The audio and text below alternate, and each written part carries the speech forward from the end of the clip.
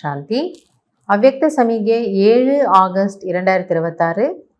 பாபா சொல்கிறாங்க, अगर कोई भी अपवित्रता वृत्ति स्मृति व संकल्प में है तो ब्राह्मणपन की स्थिति में स्थित नहीं हो सकते, इसलिए कदम कदम पर सावधान रहो. ஒருவேளை ஏதாவது ஒரு விதமான அசுத்தம் எண்ணத்திலோ உள் உணர்விலோ சங்கல்பத்திலோ வந்தால் கூட நான் பிராமணன் என்று என்னால் என்னை சொல்லிக்கொள்ள முடியாது. எனவே மிக மிக கவனமாக எச்சரிக்கையாக இருங்கள். विशेषताओं के साथ अगर कोई एक भी कमजोरी है तो एक कमजोरी अनेक विशेषताओं को समाप्त कर देती है.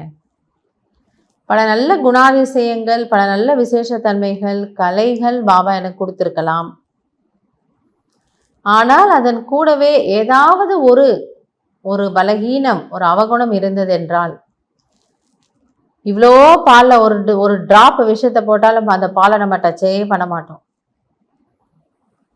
இப்போது நம்மக்கிட்ட அந்த மாதிரி ஏதோ ஒரு அவகுணம் இருந்தது அப்படின்னா அநேக விசேஷத்தன்மைகள் ஹைலைட் ஆகிறதில்ல.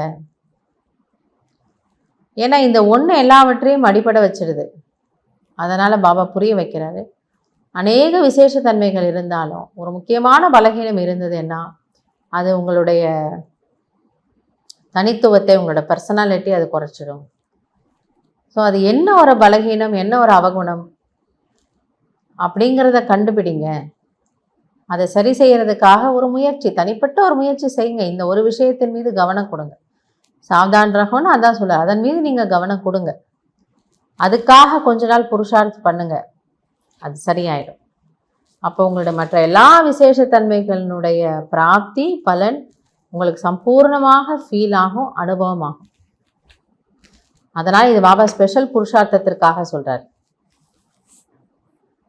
நல்லது. ஓம் சாந்தி.